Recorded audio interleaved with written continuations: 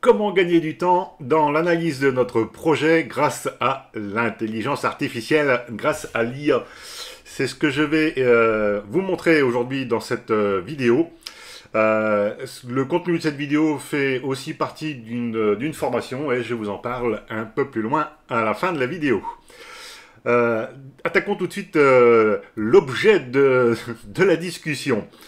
L'objectif ici, c'est évidemment de voir comment on peut utiliser l'IA pour faire une analyse de notre projet, mais l'objectif final, c'est d'avoir une documentation de notre logiciel. Alors c'est particulièrement intéressant si vous travaillez en entreprise et que vous avez des collègues qui sont susceptibles de reprendre votre projet à un moment donné, pendant les vacances ou je sais pas quoi. Et le fait d'avoir une documentation est extrêmement important. Ça permet de gagner du temps. Mais voilà, quasiment personne ne rédige ce qu'il faut au niveau de la documentation. Et donc j'ai fait des petits tests intéressants grâce à l'intelligence artificielle avec ChatGPT notamment, même s'il y en a d'autres. Et je vais vous montrer eh bien qu'est-ce qu'on peut faire. Alors on va pas brosser toute l'analyse. Par contre, on va voir comment on peut, à partir d'un simple mail, d'une demande d'un client, comment déjà rédiger le cahier des charges, peut-être le remanier, le reformuler avec notre petit jargon à nous, et puis le faire valider par un client. C'est déjà le premier objectif.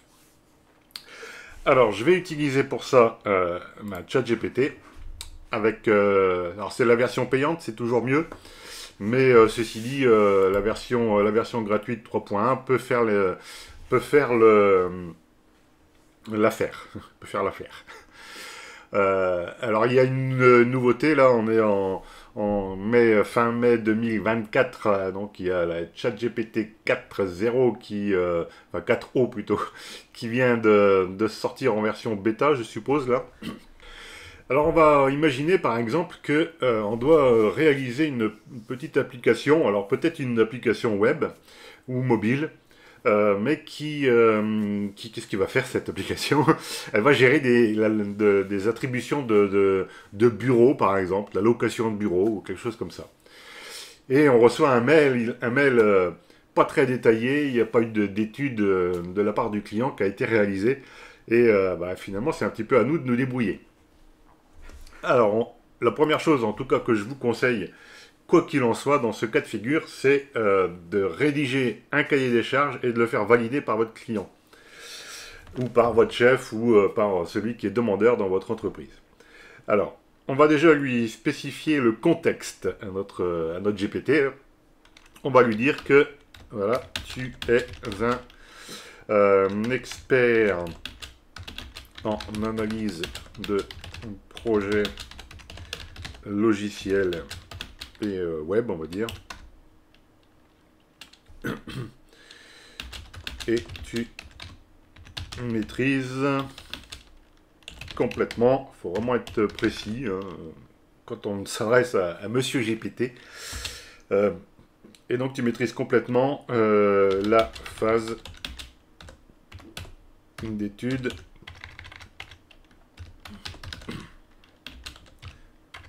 d'un projet. Hop, on met la ligne.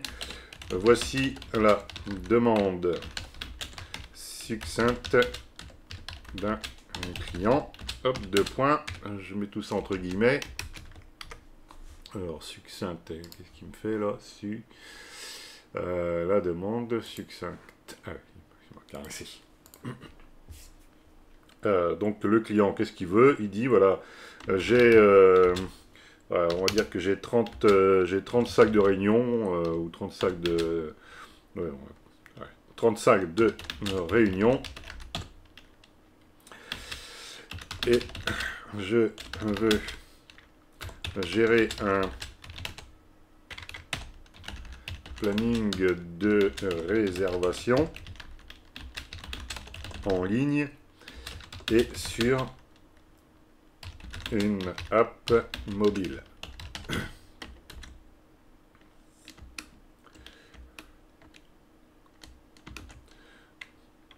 Voilà, on va dire qu'il nous a dit que ça. Il dit, oh ouais, mais nous on dit pas de problème, hein.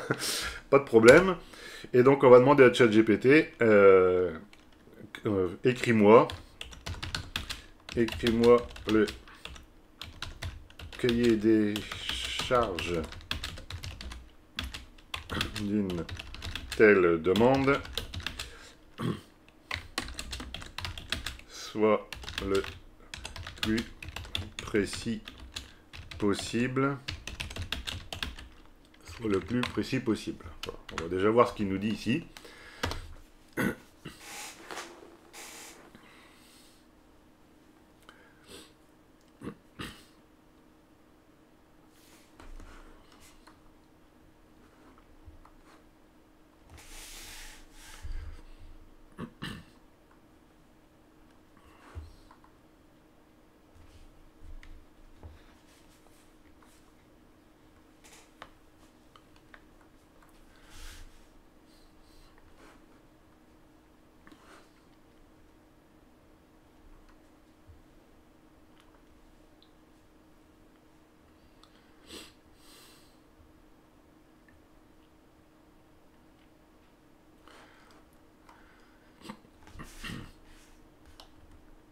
Et voilà, il nous a fait...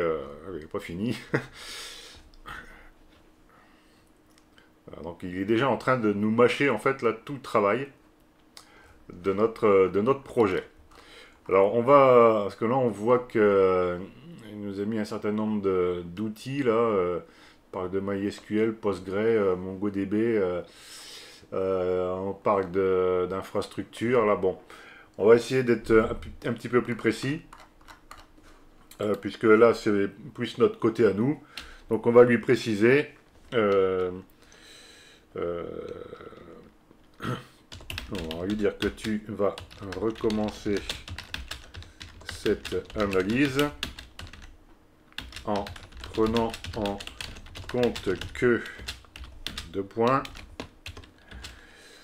le développement se fait avec WebDev et WinDev mobile. La base de données, alors on va simplifier les choses, on va dire que c'est du HFSQL client-serveur.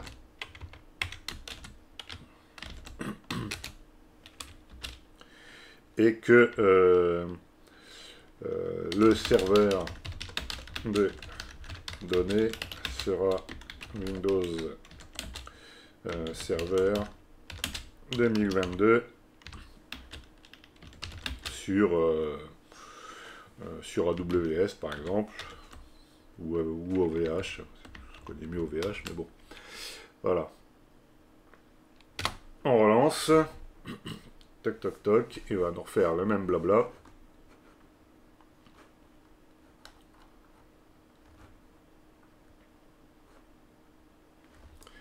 Donc on a déjà quelque chose qui est mis en forme, vous voyez, il est assez structuré, on a des chapitres, des sous-chapitres. Donc on récapitule le besoin du client.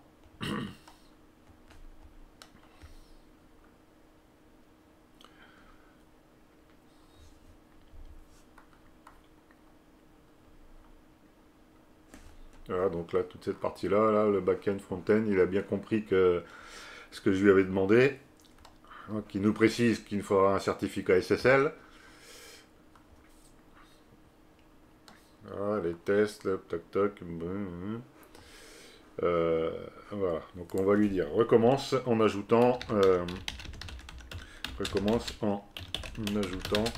une rubrique de validation par le client.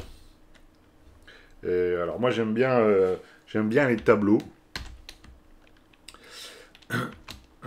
Et on va lui demander de faire un tableau par chapitre. Alors on va dire, tu vas également modifier la mise en forme en créant un tableau par un chapitre.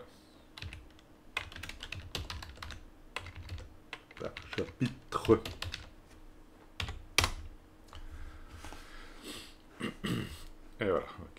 nos tableaux.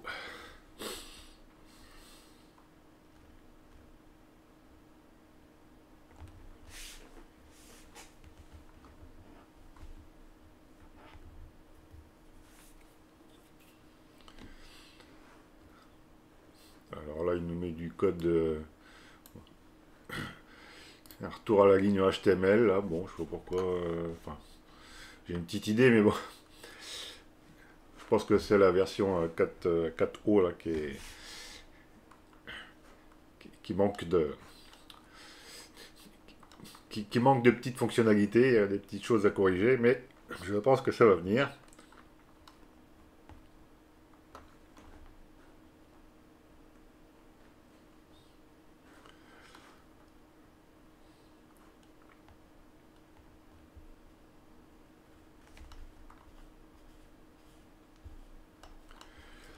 Et voilà le travail.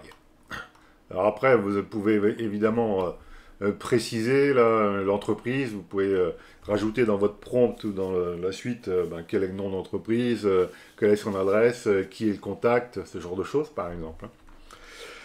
Alors maintenant, une fois que c'est rédigé, là, alors on pourrait faire un copier, là, copier et puis coller dans Google Chat par exemple.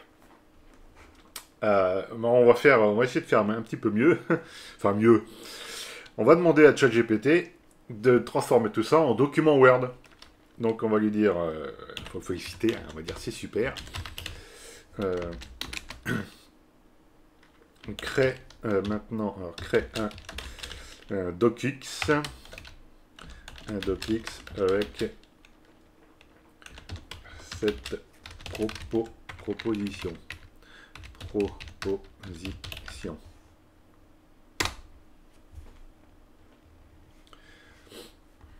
Alors, je vais le laisser réfléchir, je vous reprends quand il a fini. Ça y est, il nous a créé notre document. On va regarder quelle tête il est, on va lui demander de le télécharger, de l'enregistrer là, voilà. Hop, double-clic. Et voilà le travail. Alors, il ne nous reste plus qu'à mettre en forme notre document, de corriger peut-être les choses qui vont bien. Alors par contre, il a utilisé du Markdown, vous voyez, pour faire sa mise en forme là. Alors, les deux étoiles plus du texte derrière fini par 2 étoiles, c'est pour mettre en gras. Et c'est bien ce qu'il y a là. Vous voyez, les premiers éléments, ils sont en gras. Hein. Donc il faut... hop là, c'est parti mon document. Donc il faut évidemment retravailler la mise en forme, mais bon, c'est pas vraiment gênant. Et puis voilà, donc on a quelque chose qui nous permet de gagner du temps. Alors déjà pour la partie cahier des charges, mais vous doutez bien qu'on peut aller plus loin en faisant l'analyse fonctionnelle et même l'analyse technique. Et c'est d'ailleurs ce que je montre dans ma dernière formation. Alors c'est un module qui fait partie de ma grosse formation intégrale WinDev.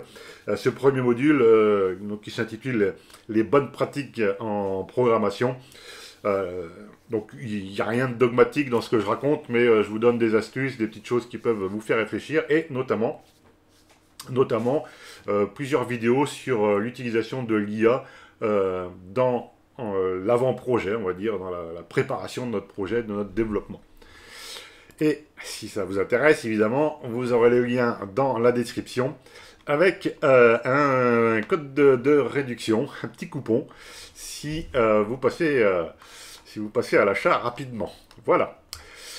Eh bien, j'espère que vous avez apprécié cette vidéo. Moi, je vous dis à bientôt pour de prochaines aventures avec WinDev.